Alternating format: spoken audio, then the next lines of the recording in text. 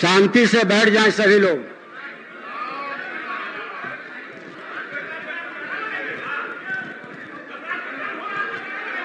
आप बैठ जाइए शांति से सभी लोग।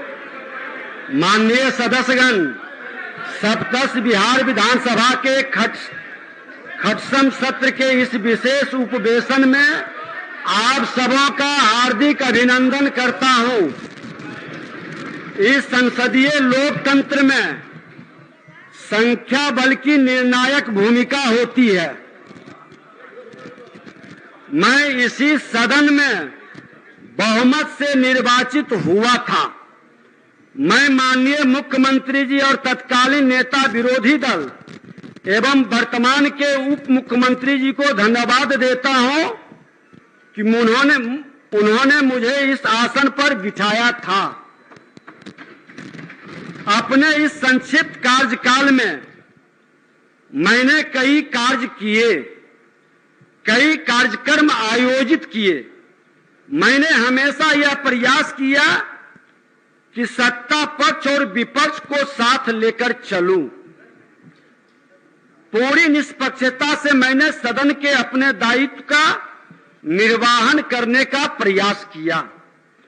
हमेशा मैंने विधानसभा के आप सभी सदस्यों की मान मर्यादा एवं सदन की गरिमा को बढ़ाने का प्रयत्न किया।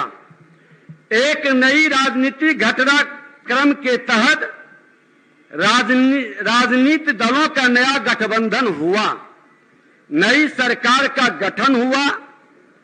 बिना किसी विवाद के नई सरकार ने शपथ ग्रहण भी किया और अपना कार्य करने लगी। परंतु इसी बीच सदन के कतिपय माननीय सदस्यों के कारण कुछ सदस्यों ने अध्यक्ष पद से हटाए जाने का संकल्प प्रस्तुत किया।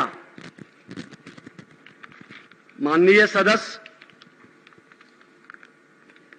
लोकतंत्र में परिस्थितियां और समय दोनों परिवर्तनशील है।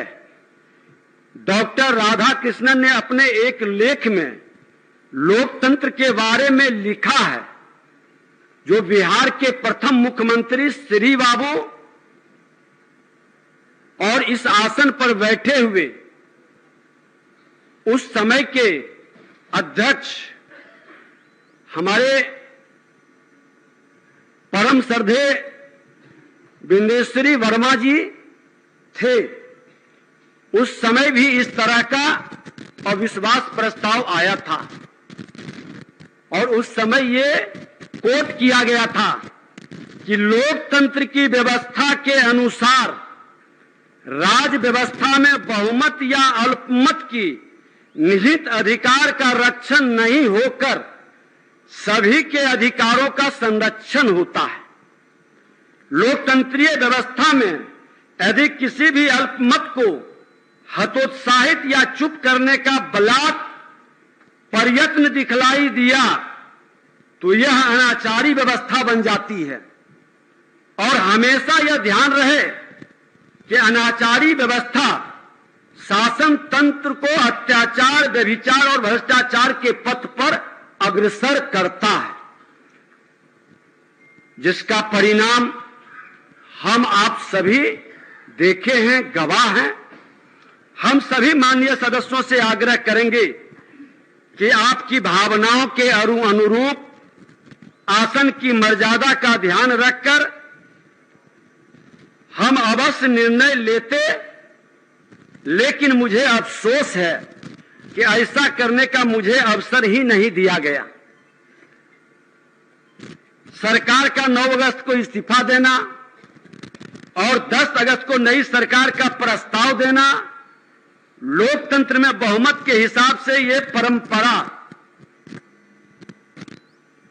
नैतिकता पर हम चर्चा नहीं करेंगे। लोकतंत्र की खूबसूरती कहें या लोकतंत्र की बदसूरती कहें, ये जनता के ऊपर छोड़ते हैं, या लोकतंत्र का तकाजा है। नई सरकार के गठनोपरांत मैं स्वतः अपने पद का परित्याग कर देता। लेकिन इसी बीच प्रेस मीडिया और अखबारों से मालूम हुआ कि 9 अगस्त को लोगों ने मेरे खिलाफ सचिव को अविश्वास प्रस्ताव की सूचना भेजी है। उस दिन सार्वजनिक अवकाश था। पुनः 10 अगस्त को सरकार गठन के पूर्व ही लोगों ने अविश्वास प्रस्ताव सचिवीय कार्यालय में जाकर दिया।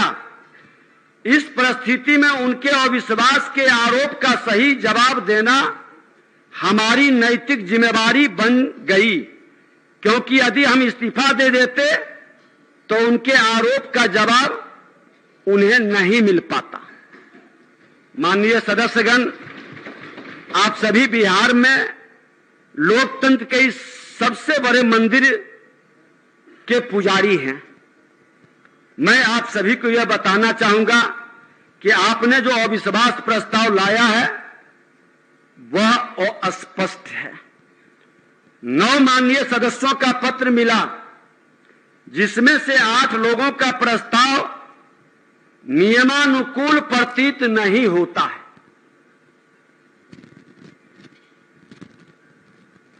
एक माननीय सदस्य श्री ललित यादव जी द्वारा दिया गया, जो अब माननीय मंत्री हैं, जिसमें वह वर्णित है कि आप विश्वास मत खो चुके हैं। ये मुझे सही लगा, लेकिन मुझ पर अन्य आरोप जो कुछ माननीय सदस्यों द्वारा लगाया गया है, मनमानी करने का, कार्यशैली और व्यवहार अलोकतांत्रिक रखने का, तानाशाही प्रवृत्ति का, माननीय सदस्य खासकर श्री चंद्रशेखर जी, जो अब माननीय शिक्षा मंत्री हैं, उन्होंने कहा कि मुझसे गौरवशाली परंपरा शर्मसार हुआ। माननीय सदस्यगण, 20 माह के बहुत छोटे से कार्यकाल में मैं सदन में 100% प्रश्नों के उत्तर का आना, कुछ एक दिन छोड़कर लगभग 100% सदन का चलना, पक्ष और प्रतिपक्ष में भेद नहीं करना, दोनों पक्षों से सदन में चलाने में सकारात्मक सहयोग मिलना, मैं आभारी हूं कि दोनों पक्ष के सदस्य ने मुझे सहयोग किया है। माननीय सदस्यों के पूरक प्रश्नों का अवसर ज्यादा से ज्यादा देना, माननीय हमारे संसदीय कार्य मंत्री जी शिक्षा मंत्री भी थे, इनके एक प्रश्न पर 16 पूरक हुआ था। हमको लगता है इस विधानसभा की भी एक नई खूबसूरती थी। शून्यकाल की संख्या बढ़ाकर लेना, सदन को डिजिटल प्लेटफॉर्म से जोड़ना, सदन की कार्यवाही को यूट्यूब लाइव करना, इसे सुदूर गांव तक पहुंचाना, माननीय सदस्यों उनके पीए को डिजिटल वातावरण से जोड़कर उसका लाभ पहुंचाने का कार्य करना, माननीय सदस्यों के मान सम्मान के लिए अभ्यावेदन प्रोटोकॉल समिति का गठन करना, विभागों के द्वारा गलत उत्तर आने पर संबंधित विभागों से स्पष्टीकरण लेना। क्या ये तानाशाही प्रवृत्ति है? क्या यह अलोकतांत्रिक क्रिया थी? क्या यह सदन की मर्यादा और गरिमा को तार तार करना था? क्या यह अध्यक्ष की हैसियत से अलोकतांत्रिक और स्थापित परंपराओं के विरुद्ध था?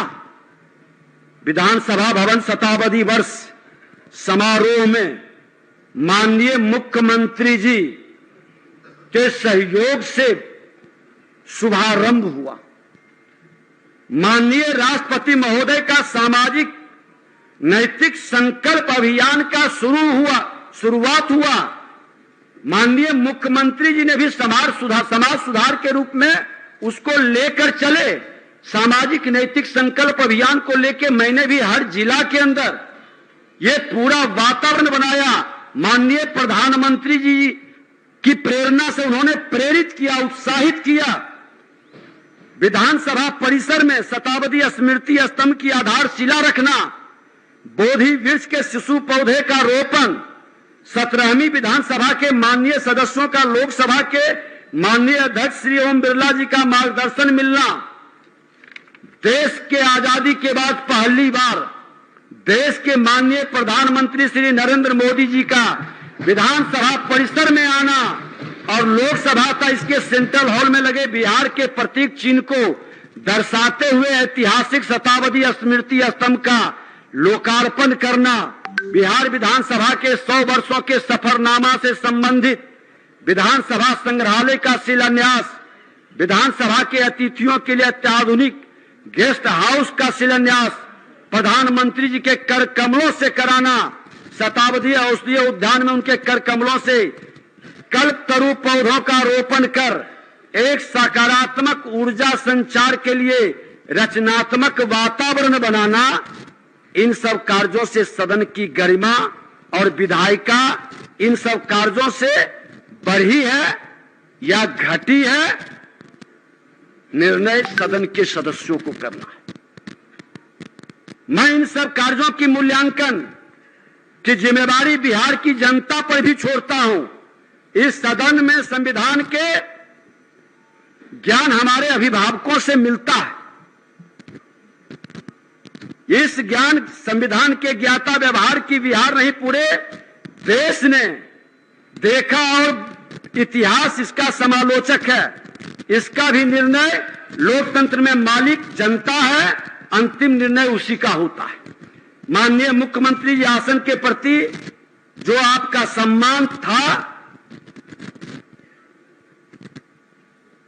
आपके द्वारा जो सहयोग मिला, उसको कहने की जरूरत नहीं, क्योंकि आप ही का नहीं, नेता प्रतिपक्ष के नाते जो आज उप मुख्यमंत्री हैं, सभी सदस्यों का सदन और बिहार की जनता लाइव होता था, देखता था। उत्कृष्ट विधायक और उत्कृष्ट विधानसभा पर जब हमने बहस कराने का प्रस्ताव रखा, मेरे मन के अंदर ये इच्छा थी कि बिहार विधानसभा भवन के शताब्दी वर्ष हम मना रहे हैं, 100 वर्ष के गवाह नहीं भागीदार बन रहे हैं, तो हमारा विधानसभा उत्कृष्ट विधानसभा के रूप में और हमारे विधायक उत्कृष्ट बने। आप सबों ने उसमें भागीदारी किया। हमने लोभ और भय से मुक्त होकर इस आसन की मर्यादा और गरिमा के अनुरूप सभी को सम्मान दिया। अपने दायित्वों का निष्पक्ष निर्वहन कर सदन की प्रतिष्ठा बढ़ाने में कोई कोर कसर नहीं छोड़ी।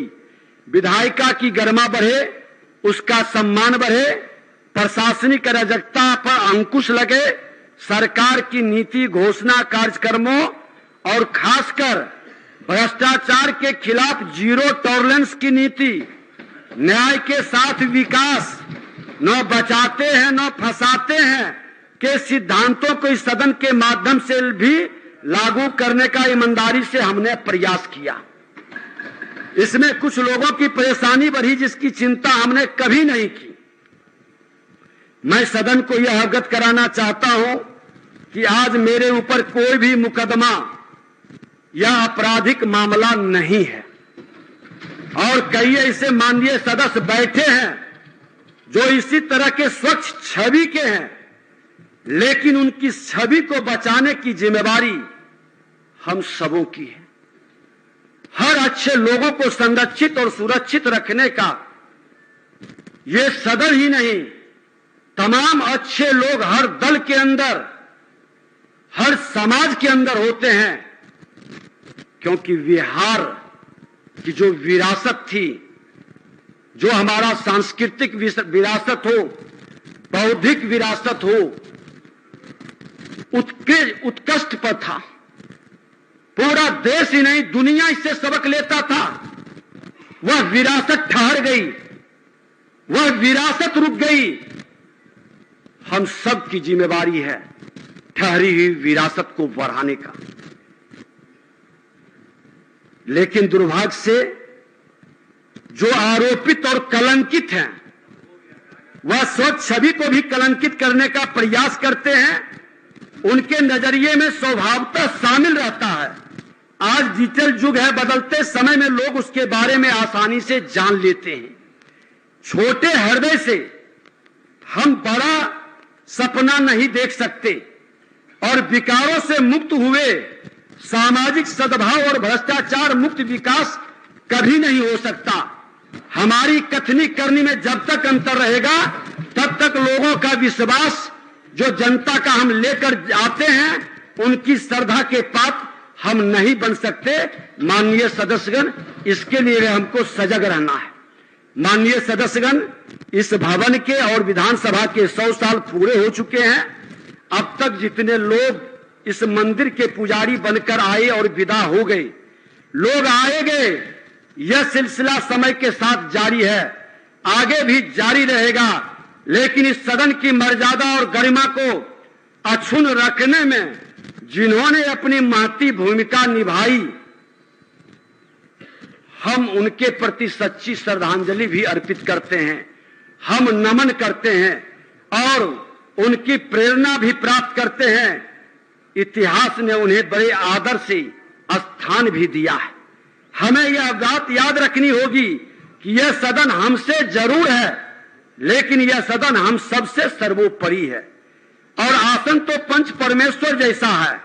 आप सबों ने आसन पर अविश्वास जताकर क्या संदेश देना चाहा, यह जनता तय करेगी।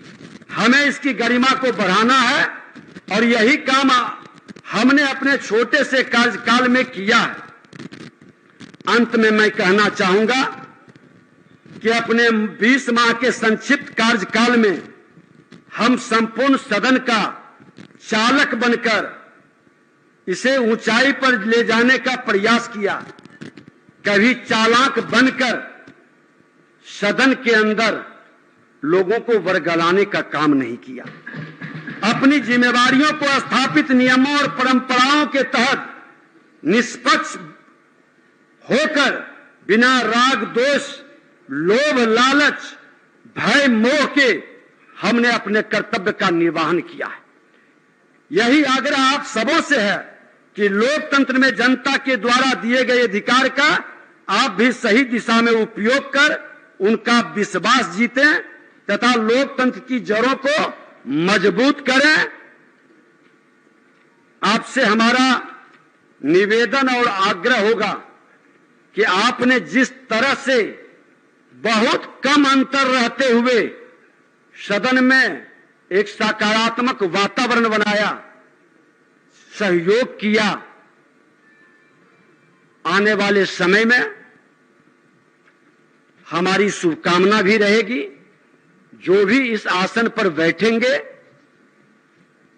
विपक्ष की आवाज जिस तरह से हम लोगों ने संरक्षित करने का काम किया, और विपक्ष ही नहीं सत्ता पक्ष का, सभी विधायकों के मान सम्मान बढ़ाने के लिए प्रखंड स्तर पर उनके कार्यालय का, उनके अपने फंड से भी व्यवस्था बनाने का विधायिका को एक बार पुनः आग्रह करेंगे इस आसन से, अध्यक्ष के नाते की विधायिका की सम्मान बढ़े। जब जब विधायिका मजबूत हुई है, प्रशासनिक अराजकता हटी है और विधायक जनता के हित में अपने जान से बढ़कर काम किया है। सभी दलों के नेता से विमर्श भी हमने कई बार किया, सकारात्मक निष्कर्ष पर पहुंचा।